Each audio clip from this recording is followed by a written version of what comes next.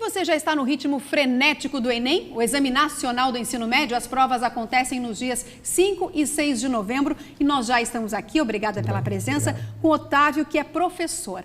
Vamos explicar um pouquinho, assim, o Enem, digamos, os estudantes, como é que eles veem o Enem? É um bicho-papão ou não precisa ser? Nossa, é uma prova que nós temos de... É uma prova muito importante, 180 questões em 2 dias, em 10 horas e meia. Que o aluno faz essas questões. Então é pesado. Então o aluno tem que se preparar muito antes e é claro que antes de entrar em campo a gente sempre tem que treinar. Então imagina, o aluno nunca fez aquela prova, se depara lá com aqueles enunciados, aqueles textos grandes, com aquele número de questões. Em média, cada aluno para fazer uma questão do Enem leva 3 minutos. 3 minutos. Então você tem que ter organização de tempo, conhecimento, é claro, do conteúdo e todas as técnicas para chegar no segundo dia e não estar cansado.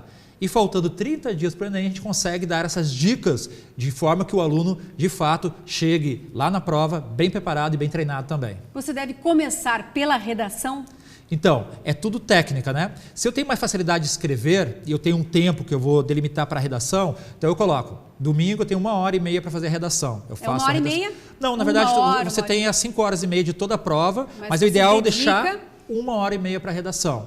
E as outras 4 horas eu vou deixar para responder as questões, se eu consigo fazer a média de 3 minutos por questão. Então o aluno tem que planejar o tempo de prova dele e o ideal é o que ele tem mais facilidade. Se ele conseguir responder as 90 questões do primeiro dia em 4h30 e no outro dia conseguir responder as 90 questões, as outras 90 questões, nesse tempo também deixar 1h30 para a redação, tranquilo. Senão começa com a redação, faz as questões, porque depois que passar a redação do rascunho para a folha oficial, demora e você pode deixar muita coisa para trás. Então a dica principal, ver o que você tem mais facilidade, se é responder as questões ou fazer a redação. Faz primeiro o que você tem mais facilidade. Eu estava estudando, dando uma olhada de como fazer a redação, lembrando, e um professor disse assim, ó, primeiro faça a redação, depois, deixa a redação de lado. Perfeito. Faça as questões que você achar mais fáceis. Bateu o olho numa, não conseguiu, deixa. Perfeito. Vai para as mais fáceis. Porque depois, quando você colocar novamente a caneta, a redação, algum erro que tinha antes, você consegue ver, porque você dá essa distância de quando você fez. Porque às vezes você faz e já passa logo e não percebe o erro. E aí você está descansado, vai ler novamente a redação para colocá-la novamente depois. E isso aí pode ser que ajude para evitar erros também. É uma técnica também. E quando você fala, achei tão interessante. E quando você fala também que o aluno ele deve fazer as questões mais fáceis, é porque ele está mais descansado no começo.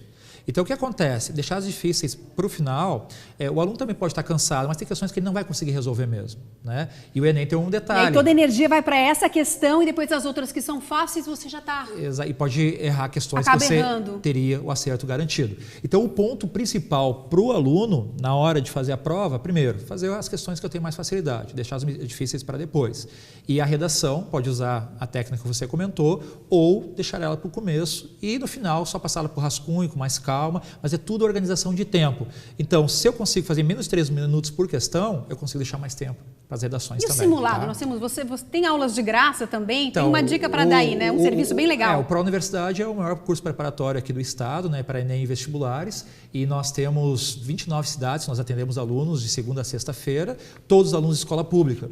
E o muito bacana é que a gente estava conversando no intervalo ali com o Prates, batendo um papo, foi muito interessante, é que a gente percebe que o aluno de escola pública, se ele está determinado, se ele tem oportunidade, ele consegue acessar o ensino superior.